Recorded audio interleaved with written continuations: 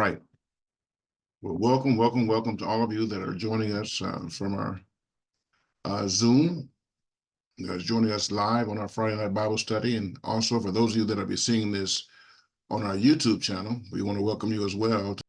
Last week, we began a very important series talking about the Sabbath and the Most High's feast days, his appointed times. And last week, we began to lay a foundation, and we're going to put another layer on that today. But there was a question that came up last week. There was a question that I promised to deal with. So we're going to start off dealing with that question, and then we'll get into our Sabbath study for today. So I'm going to get right into this. Go ahead and pray. Baruch atah Adonai Eloheinu melech haolam asher kishanu b'mitzvotav v'sivanu la'asuk b'divri Torah. Blessed are you, Yahweh, our Elohim, King of the universe, who sanctifies us with his commandments and command us to engross ourselves in the words of Torah. All right, and with that, we're going to go ahead and get into this. You should be seeing my screen now. All right, should I keep the Sabbath day? Should I keep the Sabbath day? It's interesting when the scriptures clearly tell us, remember the Sabbath day to keep it holy. But people, they have to ask that question, right? But we'll get into that in more detail. But let's move forward. As I indicated during the last lesson, one of the participants wanted to know who provided the names of the week that are currently used on our calendars. Sunday, Monday, Tuesday, Wednesday, Thursday, Friday, and Saturday. And obviously, when you see the creation account, it just says the evening and the morning was what? The first day. The evening and the morning was the second day, the third day, and so on. The only day that the Most High gave a name to was the seventh day, which he called the Sabbath. So eventually some things took place. Pagans got a hold of the days and gave them their names. Let's deal with that. So these names come from pagan gods. So Sunday, in Rome, it's Sun's Day, and Germanic also maintained it as Sun's Day. Monday for the Romans was Luna's Day, where we talk about today, we still even talk about lunar eclipse. That's a pagan name. Luna's Day. Germanic, they call it Moon's Day. So Sunday's the day of the sun and Monday's the day of the moon, right? Tuesday. And all these days now, under the Roman jurisdiction, is all named based upon the things that you see in the sky. So for Tuesday, it's Mars, right? Mars Day. For Germanic, it is Tears Day. That's a German god. That's all it is, right? Wednesday, Mercury's Day. For the Germanics, it is Odin's Day. For Thursday, Jupiter's Day. But for the Germanics, it is Thor's Day. A very obvious character on television and movies, right? Thor with his mighty hammer. Yeah, but it comes from the Germanic pagan worship. Friday is for Venus, the day of love, Venus Day. For the Germanics, it is Frigga's Day. Frigga just happened to be Odin's wife. So another name would have been for her, Isis, the wife of Nimrod, right? And then Saturday is for Saturn's Day, and that's maintained in both Roman and Germanic. So under Rome, as I indicated before, the celestial bodies seen in the sky with the eye is what determined those names. They see large things in the sky and they wanted to worship them. The largest thing in the sky is what? The sun. The sun. So that's the first thing they wanted to worship, the sun. The second thing was the moon. But the Nordic gods are worshipped by pagans, and we're not done with this. These are some descriptions. If you are able, I suggest you take a screenshot of this page. Notice here under Sunday or Sun's Day, the halos, they talk about the halos in that part. And the halos seen in Catholic churches come from sun god. It comes from sun god worship. The halo actually represent the sun. There's nothing in scripture that talk about giving saints a halo. That is a pagan emblem. That is a pagan sign. So if throughout Catholicism, anytime you see what they call a saint, they're going to have a halo. And so basically, all the saints that you see mentioned in Catholicism is just another name that they give for a pagan god. Okay, so that's not something that you'll see in Scripture. Now Odin, and we're going to deal with this for a moment. Odin, who's the grand ruler of Asgard, is the character used for Santa Claus. Mm-hmm. That's where they got the character from. They used him as the person to model for Santa Claus, right? And so let's deal with this for a moment. I want to show you a video. And it's a very revealing video that shows the real spirit behind this winter solstice celebration that has been turned into what we call Christmas, right? So bear with me. I'm going to pull this up for you. It is quite alarming and enlightening. Okay, so this is a Christmas winter solstice celebration. Take a look. Oh my. Look at this. Mm-hmm.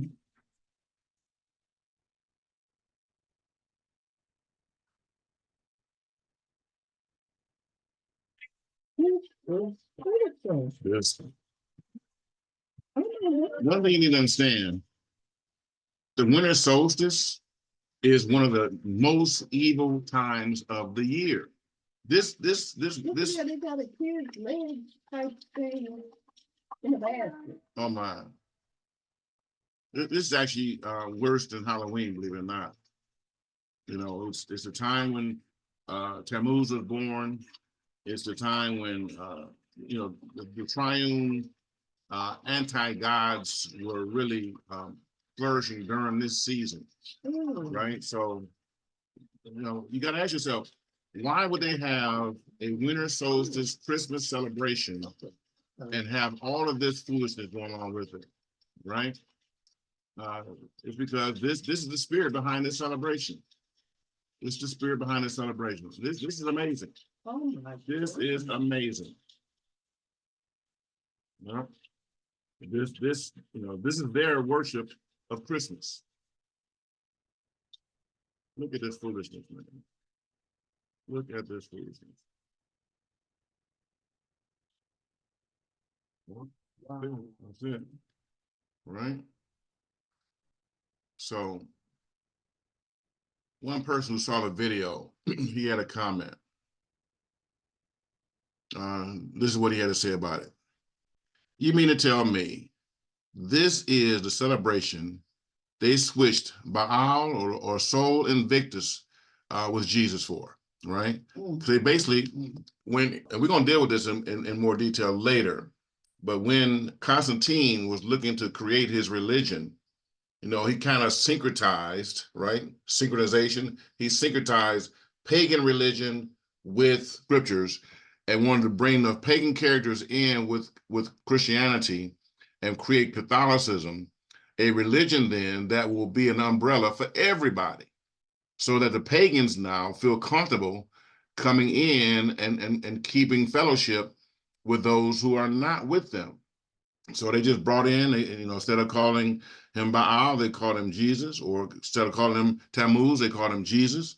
And they changed a lot of names, to make it palatable for the pagans. But this is what he had to say about it. So you mean to tell me this is the celebration they switched Baal or Sol Invictus with Jesus? That made it cool for Christians to celebrate Christmas? Couldn't they find another day to make his birthday that didn't have demonic rituals attached to it? Ooh. And the reality is, the scriptures say nothing about honoring Jesus' birthday. That is something that pagans came up with. The birthday, December 25th, that birthday is Tammuz's birthday. It is not Jesus' birthday. Tammuz is the third character in the unholy trinity. So we need to be aware of that. So it goes on to say, it's no wonder pagans, atheists, Satan worshipers, Baal worshipers, sun worshipers, and Christians all have different meanings and celebrations for this particular day. They all have something in common, this particular day. I remember doing some research a few years ago, And it had me so messed up when I first looking at it, because so much of by our worship, and it was so synchronized with what I understood Christianity to be, that it almost looked like Christianity was a knockoff from that. But Christianity, as it is today, is, you know, from the Catholicism point of view, it wasn't until I began to get really deep in Hebrew study that I learned that much of what Christianity was doing was not biblical. That was an eye-opener for me. This has been over a decade ago. All right, so let's continue. So I just want to give you a definition of Sol Invictus. Sol Invictus, meaning invincible sun, or the unconquered sun, was the official sun god of a late Roman Empire and a later version of the god Sol. The Emperor Aurelian revived this cult in AD 274. Now it's interesting, this is only 50 years before Constantine came into power. So he was heavy into sun worship. Constantine was. So this particular person had influence on Constantine as well. The Emperor Aurelian revived this cult in AD 274 and promoted Sol Invictus as the chief god of the empire. The chief god of the empire. Now keep in mind, they had a god for every day of the week, but he became the chief god of the empire. So this march represents the real spirit behind this winter solstice celebration they call Christmas, right? You know, all this foolishness that we saw, that's all that. And is it really about Santa? Is it really about him? Or is it about Satan? You know, who is the reason for this season? That's the question we got to be asking ourselves. I genuinely believe that Satan is laughing at religious people, following traditions of men, especially during the most evil time of the year, the winter solstice, when none of these traditions have anything to do with Elohim or his plan of salvation for his people. Nothing, right? So is it Santa or Satan in disguise? Notice the letters in both names are identical. Santa, you turn around, it's spelled Satan.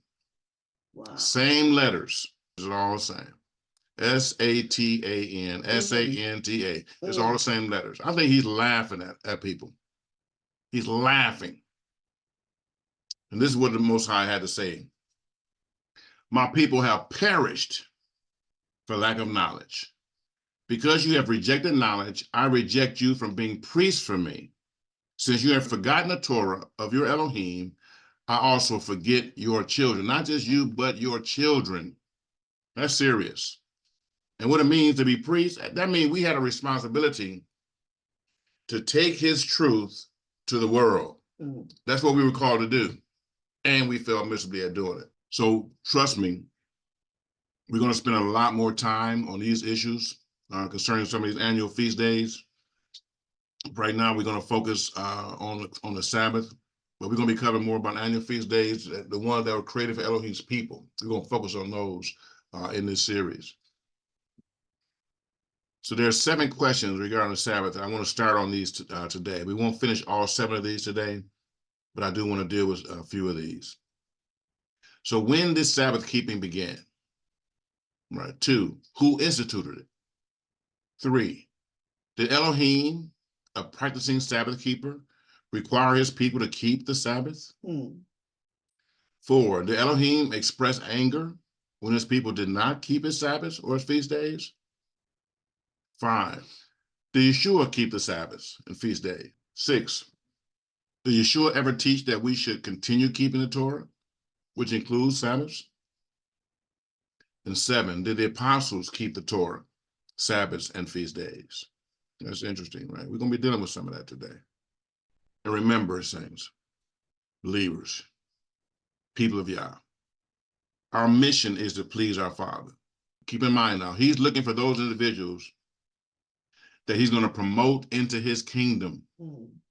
This whole earthly experiment is all about separating the sheep from the goat, the wheat from the tare, right? That's what it's all about. When he comes back at the end time, it's all going to be about separating the sheep from the goats, right? He said, the first thing I'm going to do when I return, I'm going to have the angels to go out and gather up all the tares, bind them up, and cast them into the fire, right? And then what's going to be left? The wheat, the sheep of his fold, and the earth. We're going to inherit the earth. Everybody else is going to be gone. We need to understand that. So by all means, if you have a question about what you should do, ask yourself, is what I'm getting ready to do pleasing to the Father? Because if it's not, I need to stop doing it. Plain and simple. So dealing with the Sabbath now. In the beginning, Elohim created the heavens and the earth. Then Elohim said, verse 14, let lights come to be in the expanse of the heavens, to separate the day from the night, and let them be for signs and appointed times. If you're taking notes, put that in your notes. Signs and appointed times. Let's go back for a moment now. Because what he said here, let lights come to be in the expanse of the heavens. So the lights in the heavens are for a purpose. They're serving a purpose. What are they for?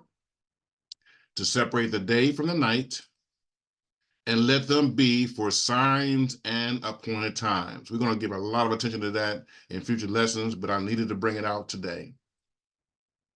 And for days and years.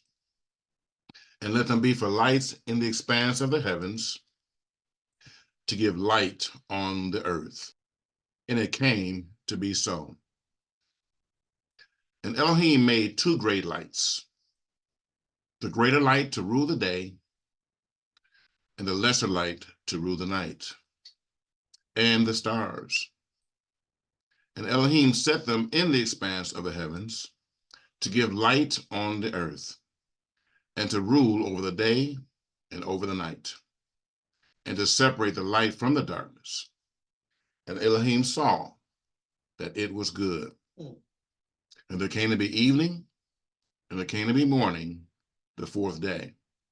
So there are some significant things going on the fourth day that we're going to bring out in future lessons. Critical.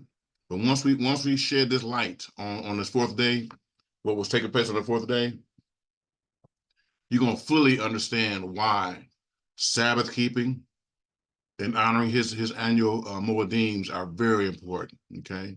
We're going to make that plain, but I want to bring it all together in a nice bow. What are Moedims? We're going to deal with that. There are major moves of Elohim hidden in the fourth day of creation. They are revealed in the movement of the sun, the moon, and stars. So please make a note of this for future lessons. The Hebrew term is moed or moedim, meaning a fixed time or season. It is a fixed time or season, right? And again, we're going to visit this in future lessons. So the first mention of the Sabbath is in Genesis 2. Thus the heavens and the earth were completed in all their array. And in the seventh day, Elohim completed his work which he had done. And he rested on the seventh day, okay? So this is where the Sabbath came from. We've heard it before, but I'm just going to put these things in order now. So the seventh day was something he instituted, not because he was tired, but it's because he wanted man to follow his rule, his order. And his order was, again, we talked about last week, work 6 days, and on the seventh day, rest. Cease from your work, cease from your labor, right? So on the seventh day, Elohim did what? He rested. And Bereshith in Genesis chapter 2, and Elohim blessed the seventh day and set it apart, because on it he rested from all his work which Elohim in creating had made. So out of the 7 days of the week, he chose this seventh day to set it apart. So in other words, you got 6 days. Okay, those are 6 working days. We're gonna put them over here. But when the seventh day rolls around, I'm putting a frame around this. I'm putting a fence around this. I'm putting a protection around this. It is a special day. I don't want it to be associated like the other days. It is a holy day. It is a special day. It is my day. Right? That's what he's saying. So he blessed the seventh day, not Adam, not Eve. He blessed the seventh day and set it apart because on it he rested. Go ahead. And he could have made the second day or the third It was day his choice. at his choice. Yeah. However, he made it to be the Sabbath day. And this the thing about it. The Sabbath is a day of completion. He wanted it he had completed from all his works. So with that being completed, what is done in heaven, he wants done on earth. He's rest, and that's scripture. Exactly. As it is in heaven, so be it on earth. Exactly right. You know, so he gave the example. This is how I want it. Yep. So this is how I want it for you. Exactly. Exactly. So when did Sabbath keeping begin? We talked about that. At creation, when Elohim finished his work. Who instituted it? Elohim introduced resting on the seventh day and set the day apart as holy. There's no mystery about any of that, right? Did Elohim, the author of the Sabbath, require his people to keep the Sabbath? Let's take a look at this now. Now we're in Exodus 16, and this is very interesting because they literally just got out of Egypt. This is one of the first things that took place after them defeating Pharaoh and his army. They're on the march in the desert. Let's go ahead and read now. Exodus 16, verse 1.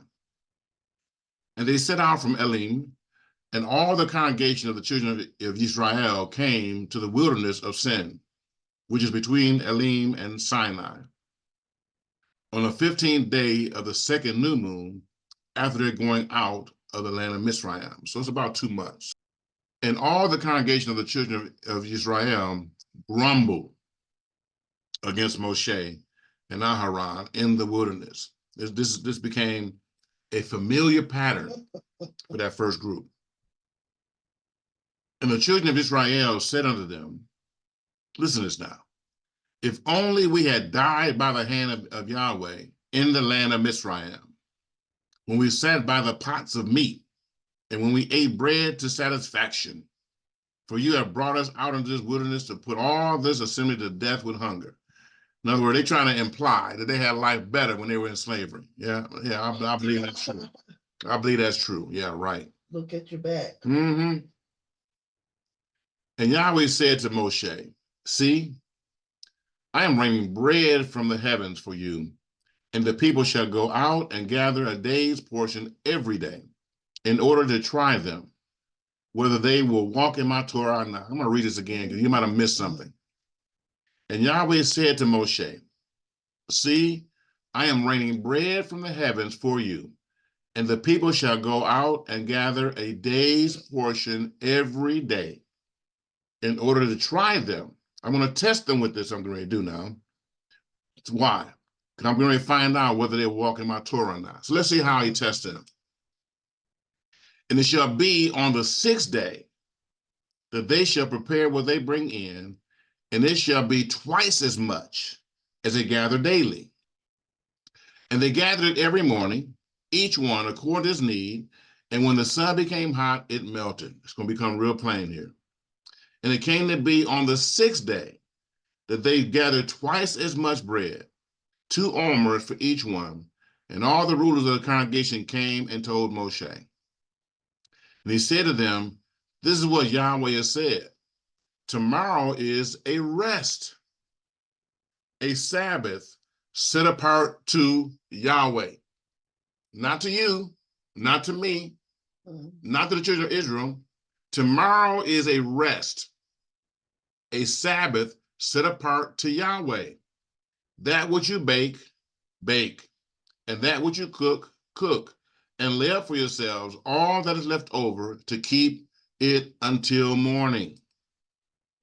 They laid it up till morning, as Moshe commanded, and it did not stink, and no worms was in it. And Moshe said, eat it today, for today is a Sabbath to Yahweh. Today you do not find it in the field. In other words, for you to go out into the field and try to gather this manna, it's going to require labor. And this whole discussion is about ceasing from labor on the Sabbath day. Let's read this again now.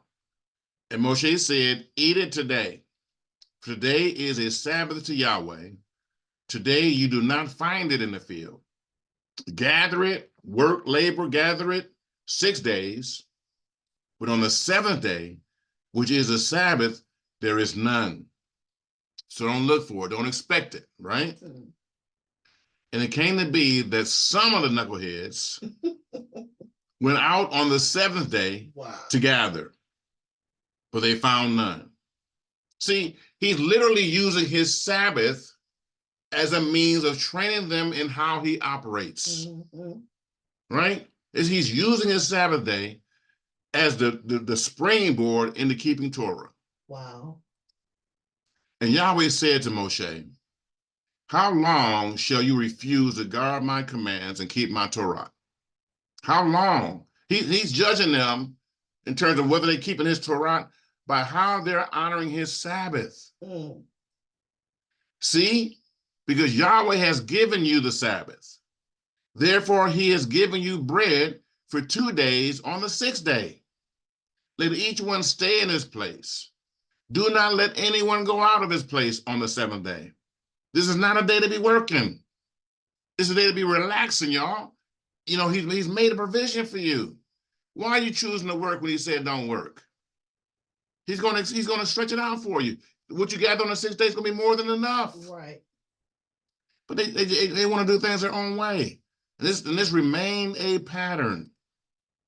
So the people did what? They eventually rested on the 7th day. This was a training process for them because this is how Yahweh wanted them to be. So did Elohim express anger when his people did not keep his Sabbath feast? Yeah. I think so. Let's go to Ezekiel 20. This is going to shed a lot of light. And I wish I could have just used a whole chapter, but it was so much. But I broke some of this down. So we're going to skip around in Ezekiel 20, starting at verse 1 now.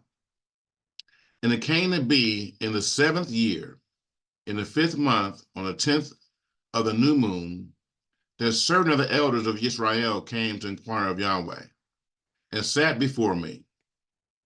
And the word of Yahweh came to me, saying, Son of man, speak to the elders of Israel and say to them, thus saith the Master, Yahweh, have you come to inquire of me? As I live, I am not being inquired of by you, declares the Master, Yahweh. Judge them, Son of man, judge them. Make known to them the abominations of their fathers. Mm. And you shall say to them, thus saith the Master, Yahweh, on the day when I chose Israel and lifted my hand in an oath. Who's making this oath? The Most High. He's made an oath. I lifted my hand in an oath to the seed of the house of Jacob and made myself known to them in the land of Mizraim. I lifted my hand in an oath to them, saying, I am Yahweh, your Elohim. On that day, I lifted my hand in an oath to them to bring them out of the land of Mizraim into a land that I had searched out for them, flowing with milk and honey, the splendor of all lands. And I said to them, each one of you, throw away the abominations which are before his eyes, and do not defile yourselves with the idols of Mizraim. I am Yahweh, your Elohim.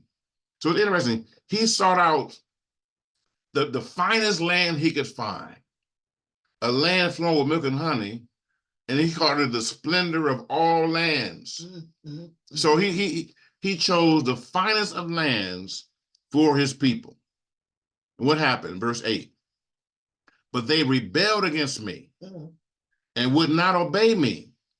All of them did not throw away the abominations which were before their eyes, nor did they forsake the idols of Mizraim they found in Egypt.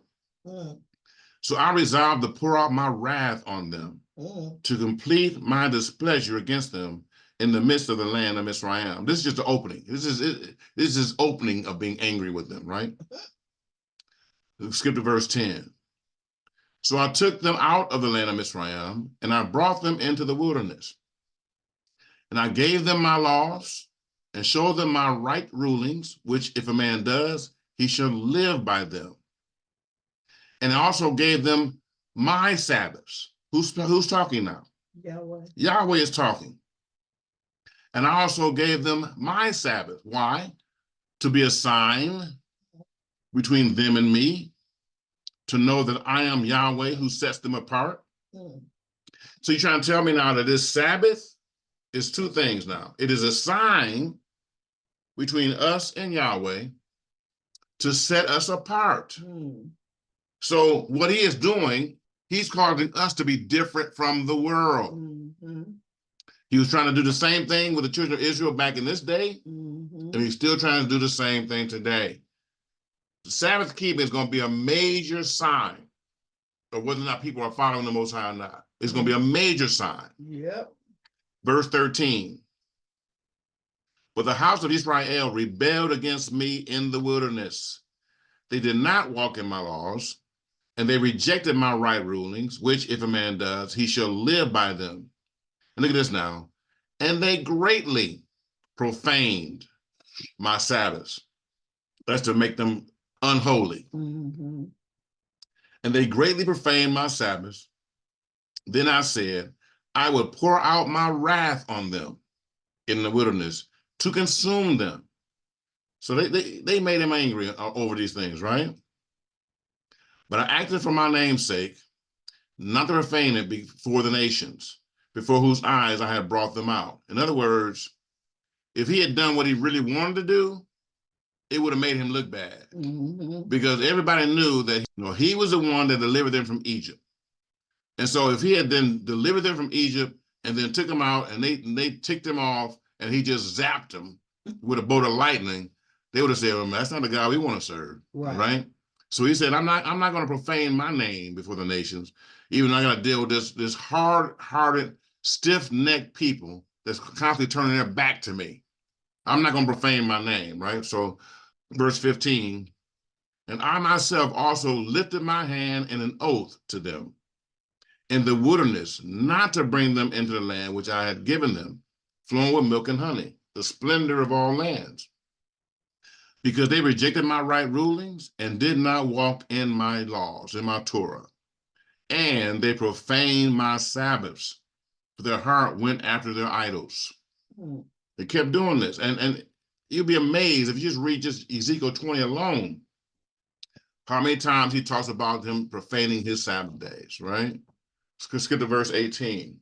And I said to their children in the wilderness, do not walk in the laws of your fathers, nor observe their rulings, nor defile yourselves with their idols. I am Yahweh your Elohim.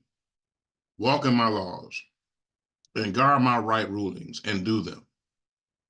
Look at this now, verse 20. And set apart my Sabbaths, and they shall be a sign between me and you. It's the second time he said that. Mm-hmm. To know that I am Yahweh your Elohim. So if we're not keeping his Sabbath days, then we're not keeping his sign, and we can't guarantee that we're Elohims. Let's read that again and see if you get the same idea I'm getting from this. Wow. And set apart my Sabbaths, and they shall be a sign between me and you, to know that I am Yahweh your Elohim. So in other words, let's say you're going to go to a game and you're on a team. And so you got one team that got lions on their back, another team got tigers on their back. Mm-hmm. And so you get into a huddle and you got 10 people in the huddle with lions on their back, and you got this one guy with a tiger on his back. What do you think the other 10 guys are going to say to the guy with a tiger on his back? You're on the wrong side. You're on the wrong side, dude. You don't belong over here. Mm-hmm. You know how I know? Because we got uniforms on, and our sign on our back is a lion. It's not a tiger. Right. So this is how I know that you're not on our team. Right. Because you're not dressed like we're dressed. You're not operating like we operate. Right. See, this is what I'm looking for. If you're going to be in our huddle, you got to look like us. You got to act like us. You got to be dressed like us. Walk alike, talk alike. You see what I'm saying? Mm-hmm. So this is what he said here now. First, let's start at verse 19 again. I am Yahweh your Elohim. Walk in my laws and guard my right rulings and do them. So that's one. I can tell by how you operating, how you living, right?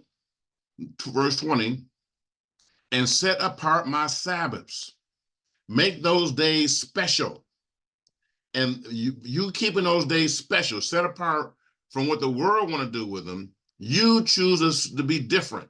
Mm-hmm. And you're making my days different shall be a sign between me and you, to know that I am Yahweh your Elohim. So if you treat my days like the world treat my days, I'm just assume that you're a tiger, not a lion. Mm-hmm. You're not on my team. Mm-hmm. You don't deserve to be in our huddle, right? Verse 21. But the children rebelled against me, and they did not walk in my laws, in my right rulings. They did not guard to do them, which if a man does, he shall live by them. They did what? They profaned my Sabbath. Now, this is 2 generations he's talking about. Mm-hmm. First, he was talking about the fathers. Mm-hmm. Then he told the children, don't walk like your fathers. Mm-hmm. But verse 21 said, but the children rebelled against me. Mm-hmm. They did not walk in my laws, in my right rulings. They did not guard to do them, which if a man does, he shall live by them. They profaned my Sabbaths. So I resolved to pour out my wrath on them, to complete my displeasure against them in the wilderness. 2 generations now. Also, verse 23 now, I myself lifted my hand in an oath to those in the wilderness. This right here is significant. To scatter them among the nations and disperse them throughout the lands. Now, what is that? What is that a signal of? What do you think? Deuteronomy. Deuteronomy 28. Yeah. Their failure to keep his Torah, and specific, you got to know it's important. He didn't just say my Torah, my laws. He kept saying my Sabbaths. Mm-hmm. He kept saying that. He wanted to make sure that people didn't get that lost. I also myself lifted my hand in verse 23 again, in an oath to those in the wilderness to scatter them among the nations and disperse them throughout the land. Why? Because they had not done my right rulings, and they rejected my laws, they rejected my Torah, and they profaned, made foul my Sabbaths. And their eyes were on their fathers' idols. And I also gave them up to laws that were not good, and right rulings by which they would not live. And I defiled them by their own gifts, as they passed all their firstborn through the fire, so that I might stun them, so that they know that I am Yahweh. Go ahead. Now, what I want to say here is that when he said in here that I gave them up to laws that were not good and right rulings by which they would not live, that's free will. Exactly. He gave them up to free will. You have a choice here. And whatever you decide to do, you're going to live by the choices that you make. Period. Yeah, period. Whatever choice you choose to make, you're going to live by it. Yep. You're going to live by it. That's up to you, right? Yep. All right. Any question about what we've covered so far? I'm just taking my time. I'm laying the foundation. I'm building this thing brick by brick. Because certainly those of us that are participating in this Bible study, we know the importance of Sabbath keeping because we've been doing it. But I want this series to be something that the person who has the question, is Sabbath keeping important? Is it something I should still be doing? I want them to get all those answers, right? All those questions answered in this series. So I'm gonna take my time to, break out, various verses of scripture and scenarios to let it be known what the Most High's attitude was about this. He literally used the Sabbath day as the introduction to keeping his Torah. When he brought the children of Israel out of Egypt, his first instruction to them, he dealt with them through something that was necessary, which was eating. Right? Wow. He said, I'm gonna train them through how I feed them. I'm going to provide them with this food, this manna from heaven, and I'm going to teach them that every day is a separate day. So And this is how it took place. They got up in the morning. The manna was on the field. They would gather it up and they would eat.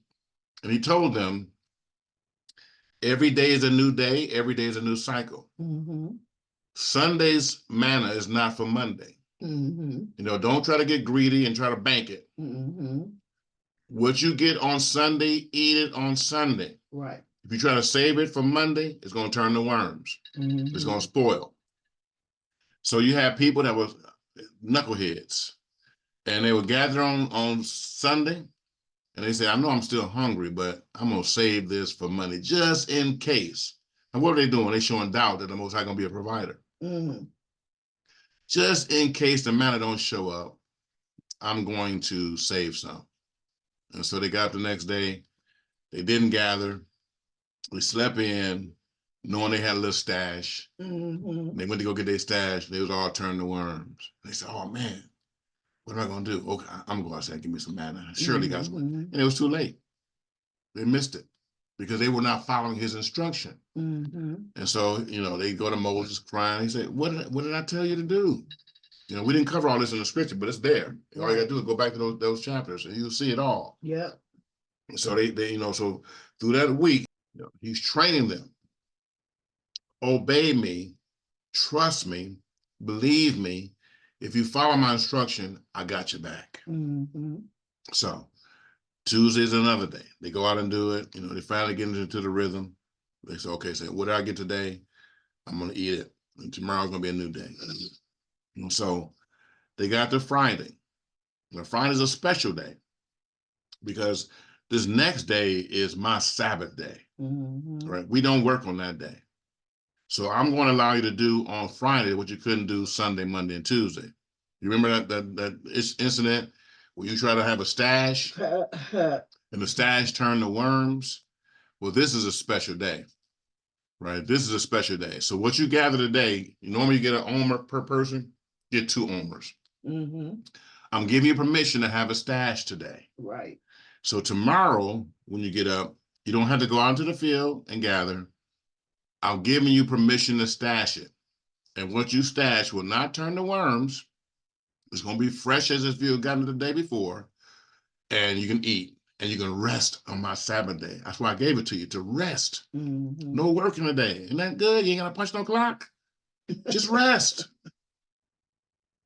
And you get these knuckleheads that got their stuff on Friday and ate everything up. Mm-hmm. And then they said, well, surely he's going to be some man out there for tomorrow. And they got out there and there was nothing. And they had no stash. And now they're complaining, blaming God, blaming Elohim for him, for doing what he already said he was going to do. He trained them. At least try. Right? Through the Sabbath day to get them to trust him, to believe in him, and to honor his day. And, you know, some did, some didn't. Go ahead, Terry. And it's really amazing that it took all of that for them to trust him. Mm-hmm. I mean, look at all of the plagues that he did in Egypt, and none of them bothered them. Yeah. Yeah. I mean, and then when the Red Sea, my goodness, just to see that and experience that should have been enough. Yeah. But see, that's the hardness of men. You know, we get a concept in our mind. We think we know better, Mm-hmm. you know, and we just, instead of just trusting him, he's shown himself faithful, but he did say that place to Sinai was going to be the wilderness of sin or something like that. So that was the testing ground, you know, through that time. And unfortunately, many failed. Yeah, the vast majority. Everybody was 20 years old and up. Yeah. They didn't make it into the promised land. No. Their minds were jacked up. And they just chose not to believe. They continue to tempt the Most High. Mm-hmm. You know, and like you were saying, I mean, they saw 10 different plagues. I mean, can you imagine being in Egypt? And they got 3 days of darkness. Man. I mean, darkness so dark you could And feel it. Yes. It was so thick darkness. But in Goshen, the sun is rising just like any other time. They were not affected. No. Hailstones dropping with fire. Yeah. Animals being plagued, all these different things going on, and none of it touched them. The Most High had already shown them, you are a separated people unto me. So these things that's happening to them is not going to happen to you because I got your back. But they just wouldn't trust him. And the first thing they did, they didn't have food. Instead of saying, Most High, we need some kind of food. What's your game plan for that? Right. They murmured and complained. They said, we have no water. This water is spoiled here. We need some water. You brought us out here for us to die of thirst? It's better we stayed in Egypt. Right. What? That kind of stuff. Whoa. The Most High showed much patience. Yes, he did. With these people. He showed much patience. But we don't want to be pushing him to the brink like that. No. This generation, we've got to come back to his Torah. We've got to come back to his ways. We got to do things the way that he wants us to do it, the way he wants us to do it, so that we can experience his goodness. Go ahead, Terry. And if it's somebody you love, you're going to do it because you love them, and it's not going to be hard, because if you love them, you'll do what they like. You're not going to give your husband peas if you know he don't like peas. I know I say that a lot, but that's just the truth. You're not going to do the things that you know are going to make them unhappy or make them discomfort or cause them to not be able to enjoy your presence. And that's what the Most High wants. Exactly. He wants to enjoy our presence. He wants us to be in fellowship where we can hear his heartbeat and we can feel his spirit and we can know how he wants us to move and things like that. It can be so. That's why he compares marriage to a relationship with him. Exactly. Yeah, exactly.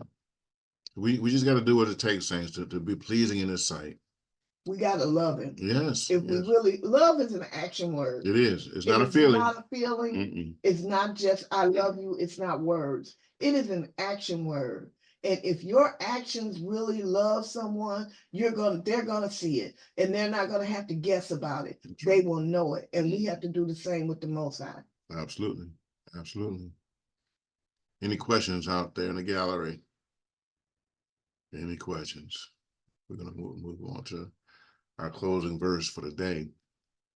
It's Isaiah 1:18-20. Come now and let us reason together, says Yahweh. Though your sins be as scarlet, they should be as white as snow. Though they be red like crimson, it should be as wool. If you be willing and obedient, you shall eat the good of the land. But if you refuse and rebel, you shall be devoured with the sword, for the mouth of Yahweh has spoken it. And if you read this whole chapter of Isaiah, it starts off saying, I don't even want you bringing me your offerings, your new moons, your Sabbath days. I am done. Away with it, he says, because you've defiled it so bad.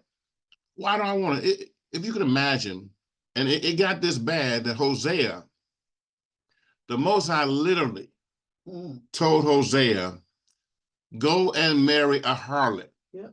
So you can represent what I'm going through with these people, right? And you know what a harlot gonna do? A harlot don't know how to be faithful. A harlot is a harlot, right? She out there with any old man that'll pay.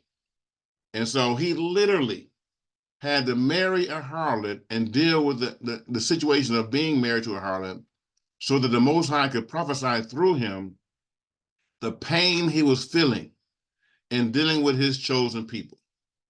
And so you wonder why we spent 400 years in exile and slavery. Because our fathers, I said all the time, they were knuckleheads. They just refused to listen. And so you're going to learn in future lessons of this particular series why the Sabbath is so important. because it is an appointed time. And it's not clear today, but it's going to become clear why that day was appointed. You know, that verse 14 in Genesis 1, you know, it said that he's given us these lights in the heavens for signs and seasons, right? And for appointed times. Well, these appointed times are very, very special. And right now, we're just dealing with the Sabbath day. But, you know, probably starting next week, we should begin to get into the annual feast days. When we get into those annual feast days, you're going to see clearly why these days, because the Sabbath day is the hub of the wheel. Mm-hmm. It's the hub of the wheel. And the spokes that come off that hub are the 7 annual feast days. They're all critically important. And they all outline something very special that the Most High is doing on our behalf. Okay. Mm-hmm. And so the fact that people don't honor them is just a slap in his face.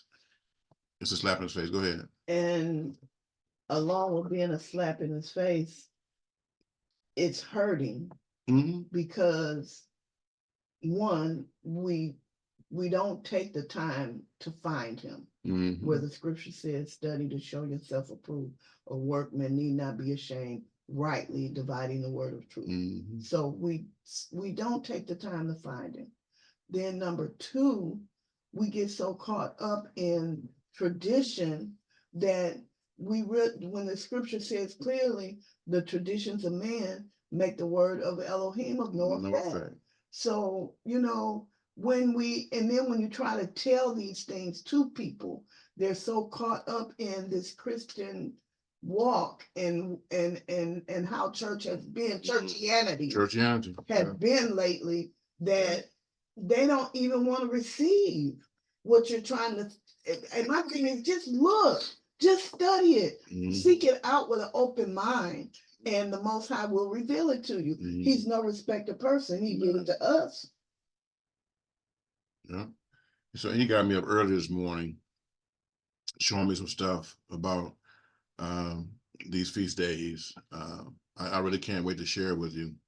I just want to do it in order, you know, in the fullest of time, so that it really brings everything together in a nice, neat bow. But these things are important to the Most High, and they're important for us. And once you fully understand it, you're not going to defile his days by not honoring them, not keeping them, and not setting them apart, and calling them separate and holy, because they are so significant. Our whole existence is dependent upon those days, you know. So once you fully understand them, understand their importance, understand their importance to our being in right standing with the Most High, you know, you're gonna say, forget a Christmas, forget a Ishtar day, forget a Halloween, forget all this foolishness. Let me keep those days that have been brought about for my sake, right? So we're gonna deal with that, saints. We're gonna deal with that. We're gonna get ready to wrap up today. I think we laid another good foundation today. We're gonna bring us some more on next week. All right. So just remember, saints, this is gonna be dropped on Tuesday. Most High say the same, 11 a.m. Tuesday. You get a chance to get this fresh message on the Sabbath. It's going to be added to the foundation we started on last week, and we're going to continue on until we exhaust this topic. All right. So remember, for those of you that have not already, make sure you do all those YouTube things, right? Subscribe, look at those messages, and hit the thumbs up. You don't know how much of a difference that makes, because what we want to do, we want to build this channel. We want to build this YouTube channel. This is bigger than you. It's bigger than me. You know, these messages that's going on YouTube is giving people an opportunity to learn about the Most High. One of our last messages is pushing almost 200 views. Every time I go look at it, you know, it's up another 10, 15, 20 views. And this is early in the game, you know, for us. We haven't been doing this very long, just months. But the Most High is building it because he wants his truth to get out to the world. And so when you go on there and you make positive comments, when you subscribe, hit thumbs up, hit the bell, that's telling YouTube to manage it that this is a channel that we need to support. And they'll keep pushing the channel out to people that can learn it understand it and benefit from the information. So I need your help to do that, saints. All right. You want to go ahead and pray out? Well, I'm gonna do my favorite one for the day.